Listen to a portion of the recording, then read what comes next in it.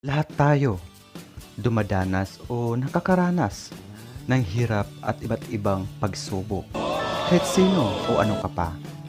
Maaring problema ay health issues, financial crisis, family problem, at maging love life at personal problem. During hard times, dun masusubok kung gaano tayo katatag at ka-resourceful to cope and effectively deal with pressure and stress. Ikaw ba? Paano mo hinarap o haharapin ang mga problema, especially when the situation is out of your control?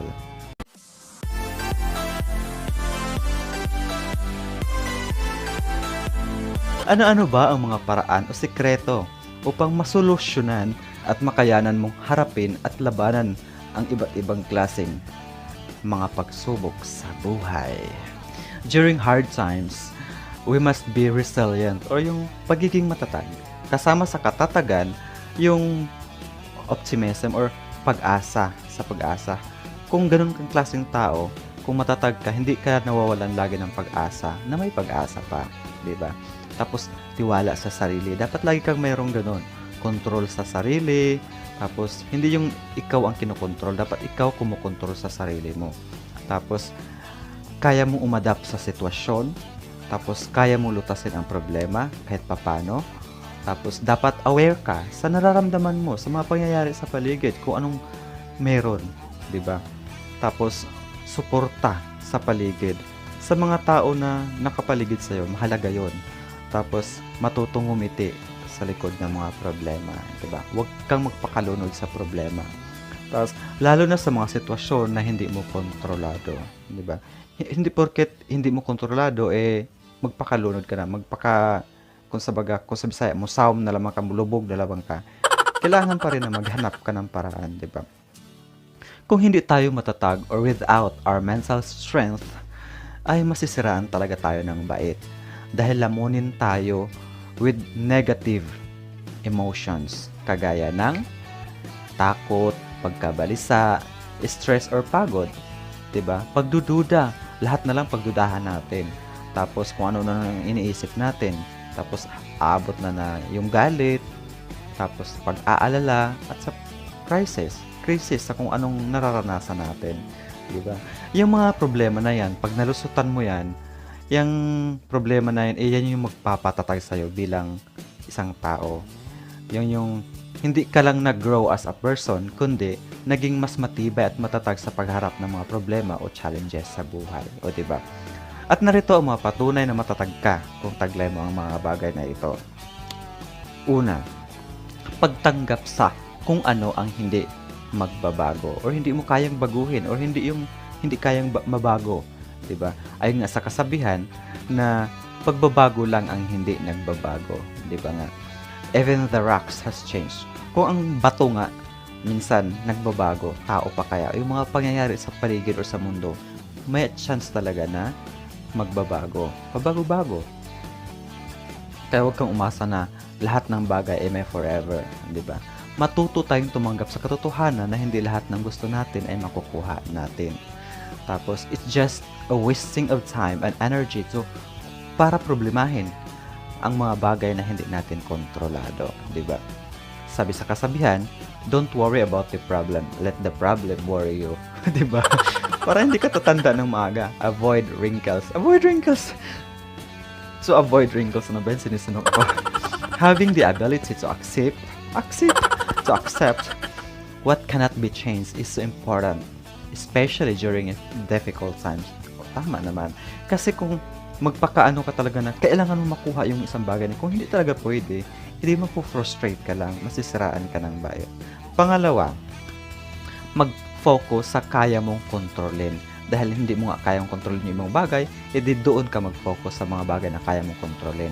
Ma-frustrate ka lang kasi kakaisip sa mga bagay na hindi mo kontrolado, ma-feeling rejected, or malungkot ka lang in focusing all negatives, di ba?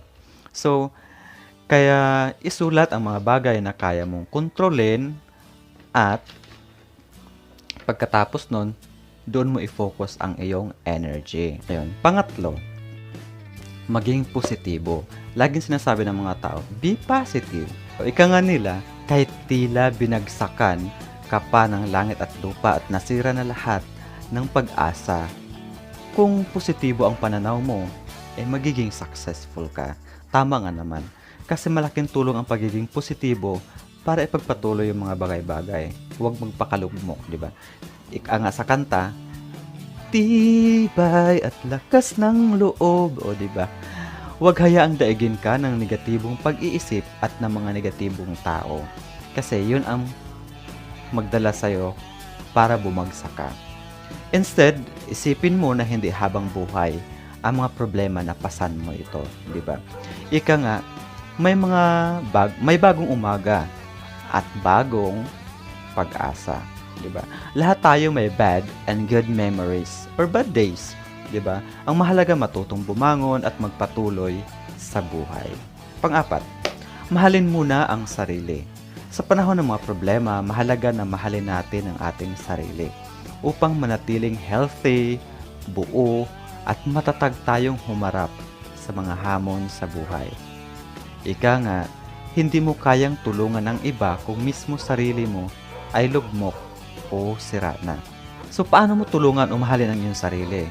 Siyempre, huwag natin kalimutan, kahit may mga problema tayo, huwag kalimutan ang una, kumain ng mga nutritious food, mga masustansyang pagkain. Kasi, kung napansin nyo, ang taong walang laman yung tiyan, hindi kumakain ng masustansyang pagkain, lalong malungkutin, yung parang laging bagsak yung katawan, mahina yung katawan, may problema ka na nga, mahina pa yung katawan mo, lalong magiging lugmok, di ba? Tapos, pangalawa, exercise. Mahalin mo ang iyong sarili. Kung dati magpakalugmok yung mga broken-hearted or may mga problema sa buhay, either personal problem, financial problem, mahalin mo ang iyong sarili. Diba? Huwag mag-focus sa problema mo kasi kung mag-focus ka lang na mag-focus, walang mangyayari. So, mag-exercise ka, mahalin mo yung sarili. Kasi, ang pag-exercise ay isang paraan para magiging positibo ang pananaw mo sa buhay. Tapos, pangatlo, sapat na tulog. Kung napapansin nyo, yung mga taong walang sapat na tulog, bugnutin, tupakin, at saka nakakapangit. So, pag pumangit ka, isang ebidensya na hindi mo pinahalagahan o inaalagaan ang sarili mo. Diba? Panglima, malikhain or maparaan. Kadalasan mahirap makita ang solusyon kahit nasa harapan na natin, diba? Minsan naman, walang agarang solusyon sa mga problema. Kailangan muna natin itong pag-isipan. Minsan nga kahit nasa harapan na natin or akala natin, wala na talagang solusyon. Akala natin dead end na, wala ng pag-asa. Kaya malaking tulong ang pagiging maparaan at paghahanap o pag-iisip ng alternatibong solusyon. Pang-anim, matuto mula sa karanasan. Lahat tayo may mga karanasan, hindi magandang karanasan. Laging nandyan ang mga hamon sa buhay. Ang mahalaga, matuto tayo mula rito upang sa susunod ay alam natin lutasin. Diba? At alam natin kung ano ang mga dapat baguhin na mas effective solution based on our experience. Kasi nga napagdaanan natin. Karagdagan pa, sa susunod, alam mo na kung paano iwasan dahil syempre, subok mo na. Diba? Pang-pito, baguhin ang dapat baguhin. Kung sa nakaraan yung mga problema mo yung solusyon nun ay hindi naging effective, sa susunod na ma-encounter mo yun, baguhin mo. Baguhin mo yung mga strategy mo or paraan mo kung paano solusyonan ang mga bagay-bagay. Sabi nga, ang pagkatuto mula sa hamon sa nakaraan ay mahalaga. Ngunit, kung ibaliwala mo ang iyong natutunan sa nakaraan, walang kwenta yun. Diba? Kung hindi mo naman kontrolado ang pagbabago or mga bagay sa paligid, tandaan mo ito upang magawan mo ng hakbang or mahalagang hakbang sa pagdating ng araw. Pang-walo, matutong magpahalaga at makontento. Kasi nga, kung hindi ka marunong makontento sa kung anong mayroon ka, mapo-frustrate ka lang, di ba? Kasi, kahit naabot mo na, gusto ko pa, well, hindi mo na masama. Kasi nga, ika nga nila, ang pangarap ay magiging daan or magiging tulay para abutin pa natin yung gusto nating abutin. Pero sabi ko nga, kung hindi mo naman kontrolado, hindi talaga para sa'yo, kasi hindi lahat ng bagay ay makukuha natin. So, kung anong sa tingin natin, hindi natin kayang abutin, lalo na sa kahirapan, o sa sitwasyon natin, makontento muna. Saka na yan kung kaya mo nang abutin, di ba? Matutong magpahalaga sa kung anong meron tayo sa kasalukuyan. Hindi ibig sabihin na hindi mo na i-pursue kung ano yung pangarap mo, di ba? Hindi laging madali ang buhay. Kung minsan may mga pangyayari na hindi natin nakikita.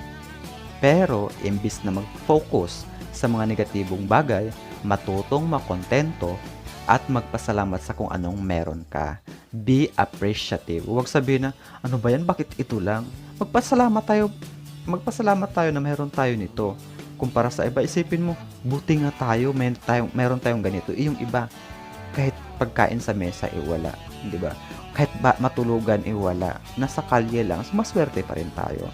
Be appreciative kung anong meron tayo. Minsan kasi kung marunong tayo makontento at magpahalaga sa kung anong meron tayo, maaaring daan ito upang gumaan ang ating kalooban sa mga bagay na hindi natin kayang abutin. Number 9. Matutong magpatawad. Ika nga nila, ang pagkimkim ng sama ng loob ay nakakasira sa ating emosyon o pag-iisip at maging sa ating pagkatao. Kasi nga, lason ito sa ating pagkatao na maaaring maliit na bagay lang sa umpisa. Ngunit pag naipon ay lalamunin tayo ng galit. At ang galit na yan ang sisira sa atin. Ayon sa kasabihan na ang taong magkikimkim ng sama ng loob, kailanman ay hindi liligaya. Totoo, kasi kung mabubuhay tayo sa nakaraan, sa mga problema sa nakaraan, sa mga sakit, or sa mga maling pinagdaanan natin, wala talagang mangyayari. You have to move on at matuto sa nakaraan, di ba? Huwag kang mabuhay sa mga pagkakamali sa nakaraan, di ba? Pinakamabisang paraan ng pagpapatawad sa iba, lalo na sa iyong sarili, upang lalong tumibay ang iyong lakas ng loob or magiging maayos ang pananaw sa buhay. Pang-10, makisalamuha or makipag-usap. Mahalaga sa ating mental strength ang mapaligiran or napaligiran tayo ng mga taong positibo ang pananaw sa buhay. Kasi kung positibo yung mga taong lagi natin nakakasalamuha, mahahawa tayo doon. Pero kung ang mga taong nakakaharap natin, nakakausap natin ay lahat laging negatibo, syempre, yun din ang mapupunta sa atin. Mahahawa tayo. Influence ka nga nila, di ba? So, yung mga taong mapagmahal, maalaga, honest, or tapat, at laging nandyan para suportahan ka sa lahat ng bagay. Kagaya ng pamilya, kaibigan, kasamahan sa trabaho, at mga taong mapagkatiwalaan. At syempre, kasama ng iyong jowa, kung may jowa ka. At syempre, or asawa o partner sa buhay. Diba? Sabi nga, love and care ni jowa ay mahalaga. Kasi kahit gaano ka kapagod, kahit gaano kabigat ang problema mo sa araw na yan, kung, diba? Kung nandun yung pagmamahal, mapapagaan yan. Minsan naman mga kaibigan, friends can care for you when you are weak, diba? Family is important as our support to be strong. Yung mga tao na yan, yan ang aalalay sa'yo upang masumpungan mo ang kasagutan o solusyon sa mga problema.